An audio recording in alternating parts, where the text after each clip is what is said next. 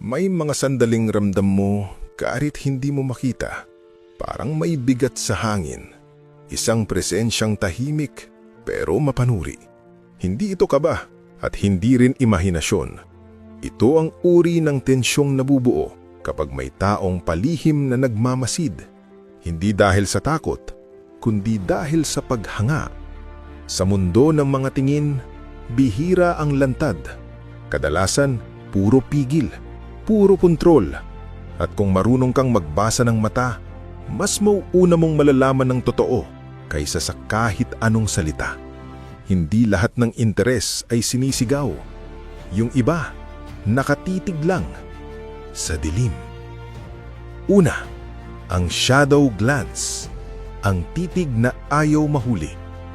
Ito ang pinakaunang senyales at kadalasan ang pinaka-totoo. Hindi mo ito mapapansin kung palagi kang naghahanap ng atensyon. Lumalabas lang ito kapag tahimik ka, kapag wala kang pinapatunayan, kapag ikaw ay nasa sarili mong mundo. Doon ka niya pinagmamasdan. Hindi lantad, hindi agresibo. Isang maingat at kontroladong sulyap na parang aksidente, pero hindi kailanman aksidente. Nahuhuli mo siyang nakatingin sa iyo kapag hindi ka nakatingin. Sa mga sandaling kampante ka, nakaupo, nakatayo, o simpleng tahimik lang. At sa mismong sandaling bumaling ka, bigla siyang iiwas. Parang may kasalanang ayaw mahuli.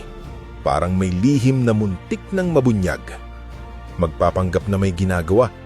Bigla ring magiging interesado sa cellphone, sa kisame, sa sahig, kahit wala namang talagang mahalaga roon. Ang galaw na ito ay hindi reflex lang. Isa itong desisyon. Hindi ito simpleng pagiging mahiyain. Mas malalim dito ang dahilan. Ito ay internal conflict. May bahagi sa kanyang gustong titigan ka, suriin ka, damhin ang presensya mo. Pero may bahagi rin sa kanyang ayaw mong malaman. Dahil sa sandaling malaman mong interesado siya, may nagbabago. Ang dinamika, ang balanse, ang kontrol. Ang mga babaeng may ganitong galawan ay hindi impulsive. Hindi sila basta-basta nagpapahalata. Sanay silang magtago ng emosyon. Sanay silang mag-obserba muna bago kumilos. Para sa kanila, ang kaalaman ay kapangyarihan. At ayaw nilang ibigay iyon agad. Ayaw nilang ikaw ang unang makaalam. Ayaw nilang ikaw ang unang makaramdam na may hawak ka na. Kapag paulit-ulit itong nangyayari, doon mo malalaman na hindi ito tsamba. Hindi ito isang beses na nagkataon lang. May pattern. May timing. Kapag malayo ka, doon siya nagiging matapang. Kapag malapit ka na, doon siya nagiging malamig. Hindi dahil wala siyang nararamdaman, kundi dahil masyado na itong nararamdaman. Ito ang uri ng atraksyon na hindi pa handang lumantad. Tahimik, pigilan, madilim, pero totoo.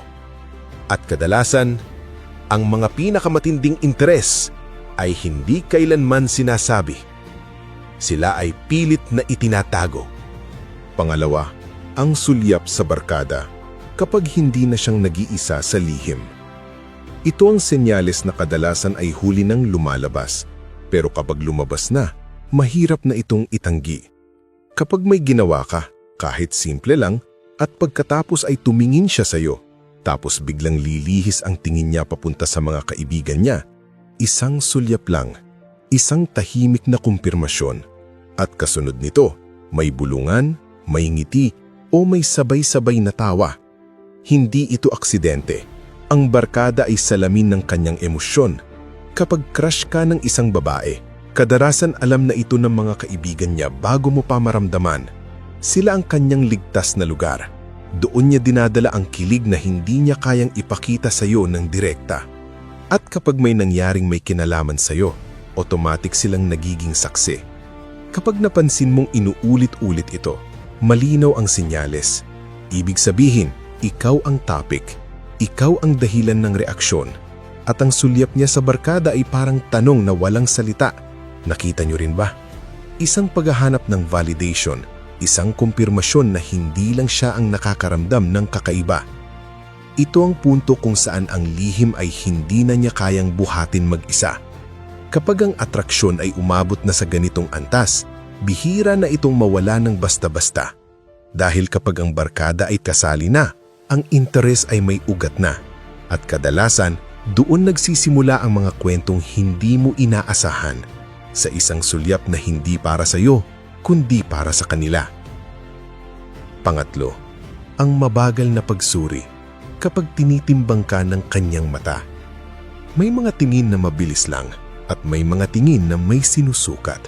Kapag nahuli mo siyang tinitignan ka mula ulo hanggang paa, hindi iyon basta pag-usisa, hindi rin iyon panghuhusga. Iyon ay tahimik na pagsusuri, isang sandaling pagdaan ng kanyang mata sa kabuuan mo, sa tindig mo, sa ayos mo, sa kung paano ka magdala ng sarili. At kapag bumalik ang tingin niya sa iyong mga mata, doon nagsisimula ang totoong mensahe. Ang ganitong uri ng tingin ay may intensyon. Ibig sabihin, hindi kanya tinitignan bilang bahagi lang ng paligid.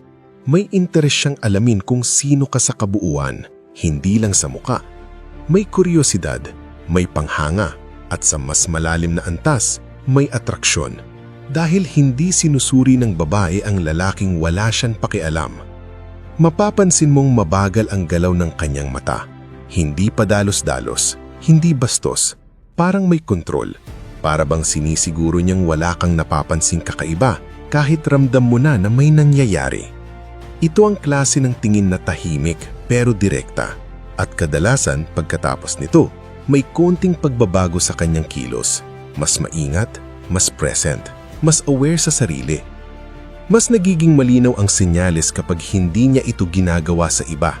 Kapag ikaw lang ang binibigyan ng ganitong atensyon. Kapag sa tuwing dadaan ka, may parehong esena. Hindi ito koinsidensya. Ito ay interes na hindi pa sinasabi, pero hindi na rin kayang itago. Ang mabagal na pagsusuri ay tanda na ikaw ay pumasa sa kanyang pansin. Hindi pa ito pag-ibig, hindi rin ito pangako. Pero ito ay simula, isang tahimik na pagkilala na may kakaiba sa iyo. At sa mundo ng atraksyon, ang pagkilalang iyon ay hindi basta-basta ibinibigay. Pang-apat, ang ngiting nasa mata kapag hindi na kailangan ng salita. May mga ngiting kayang itago. May mga ngiting kayang ipakita kahit walang ibig sabihin. Pero may isang uri ng ngiti na hindi kayang dayain. Ang ngiting nagmumula sa mata. Kapag crush ka ng isang babae, mapapansin mong iba ang itsura ng kanyang mukha kapag ikaw ang kaharap. Kahit hindi siya tumatawa ng malakas, kahit simple lang ang ekspresyon niya, may liwanag sa kanyang mga mata na hindi mo makikita kapag iba ang kausap niya.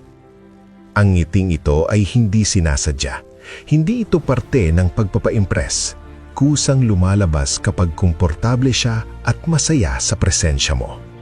Ang mga mata niya ay bahagyang kumikipot, nagiging mas buhay, mas expressive, para bang may sinasabi ang kanyang tingin na hindi niya kayang bigkasin. At sa mga sandaling iyon, kahit walang salita, malinaw ang mensahe. May koneksyon. Kapag napansin mong mas madalas siyang ngumiti gamit ang mga mata kapag ikaw ang kausap, ibig sabihin may emosyonal na involvement. Hindi lang siya nakikinig, nararamdaman ka niya. Ang ganitong reaksyon ay hindi ibinibigay sa lahat. Ito ay senyales ng comfort at attraction na sabay na umiiral dahil hindi ka niningitian ng ganito kung hindi ka niya pinagkakatiwalaan. Mas lalong nagiging totoo ang senyales kapag hindi niya ito namamalayan, kapag akala niya ay normal lang ang reaksyon niya pero ikaw ramdam mo ang kakaiba. Kapag bigla siyang nagiging mas malambot ang kilos, mas relaxed ang postura, mas bukas ang aura, ito ang klase ng interes na hindi nagmamadali pero malalim. Sa mundong puno ng peking ngiti at pilit na reaksyon, ang ngiting nasa mata ay bihira. At kapag naranasan mo ito, huwag mo itong maliliitin. Dahil ang mga mata ay hindi marunong magsinungaling. Kapag masaya siya dahil nariyan ka, makikita mo iyon. kahit hindi niya aminin. Panglima, ang mabilis na pagtaas ng kilay, ang reaksyong hindi nakokontrol. May mga senyales na napakabilis kaya madalas hindi napapansin. Isa na rito ang bigla at panandaliang pagtaas ng kilay kapag nagkita ang inyong mga mata. 1 segundo lang, minsan mas maikli pa. Pero kapag nakita mo ito, malinaw ang ibig sabihin. May reaksyon ang katawan niya sa presensya mo. Ang ganitong kilos ay tinatawag na micro-expression. Hindi ito plinado, hindi ito iniisip. Nangyayari ito bago pa makialam ang isip. Kapag nakita ka niya, may instant na spark ng recognition at tuwa at bago pa niya mapigilan, nag-react na ang mukha niya. Ang kilay ay bahagyang tumataas, kasabay ng isang mabilis na ngiti o pagbabago sa ekspresyon. Hindi ito ginagawa ng babaeng walang pakialam. Kapag wala kang epekto sa kanya, wala ring reaksyon. Pero kapag ikaw ang dahilan ng biglaang pagbabago ng kanyang mukha, ibig sabihin may emosyong gumagalaw sa loob niya. Isang tahimik na, uy, na hindi sinasabi ng bibig, pero malinaw sa kilos. Mas nagiging makabuluhan ito kapag consistent, hindi isang beses lang. Kapag tuwing nagkakasalubong kayo, may ganitong maliit na reaksyon. Kahit nasa gitna siya ng kausap, kahit may ginagawa siya, may sandaling ikaw ang naging sentro ng kanyang atensyon. Ito ang klase ng senyales na hindi kayang pikiin dahil bago pa niya maisip kung ano ang ipapakita, nailabas na ito ng katawan niya. At kapag ang katawan ang unang umamin, kadalasan huli na ang isip para itanggi. Ang mabilis na pagtaas ng kilay ay maliit na detalye pero malaking katotohanan. May tuwa siya sa tuwing nakikita ka. Pang-anim, ang matagal na titig kapag hindi siya umiilag. May ibang klase ng tingin na hindi nagtatago, hindi nagmamadali, hindi natitinag. Ito ang titig na tumatagal ng lampas sa normal, lampas sa pagiging magalang, lampas sa simpleng pakikinig. Kapag kausap mo siya at hindi niya inaalis ang tingin sa'yo, may ibig sabihin iyon. Hindi ito aksidente, hindi rin ito dahil wala siyang etiquette. Ito ay isang tahimik na pag-aamin. Sa ganitong mga sandali, parang bumabagal ang oras. Hindi siya naglilibot ng mata, hindi siya naghahanap ng distraction. Nandoon lang siya, nakatingin, nakikinig at naroon ang buong atensyon.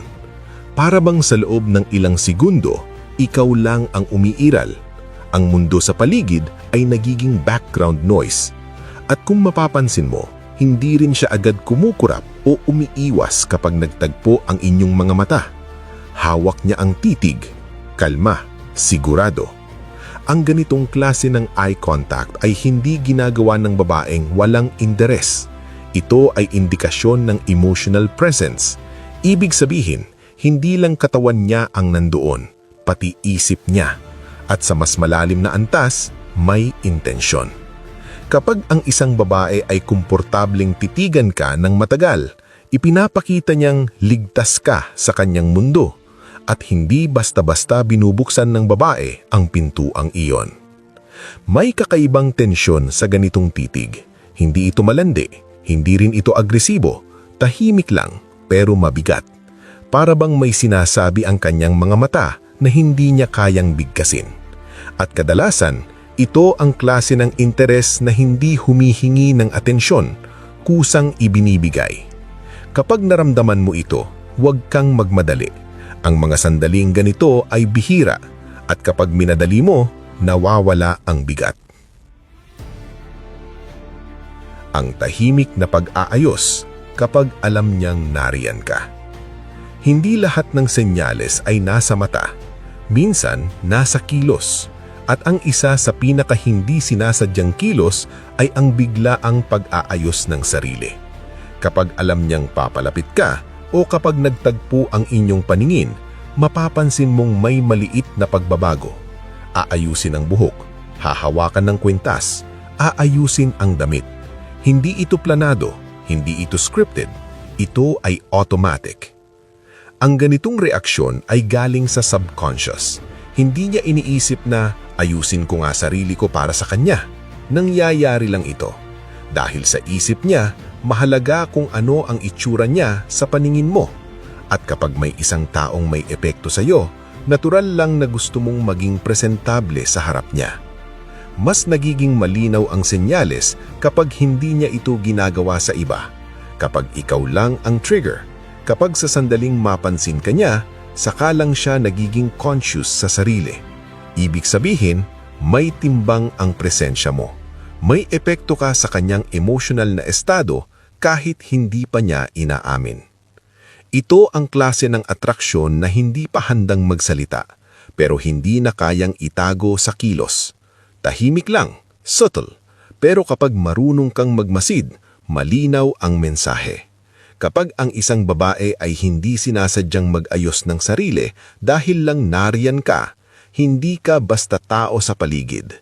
Isa kang dahilan.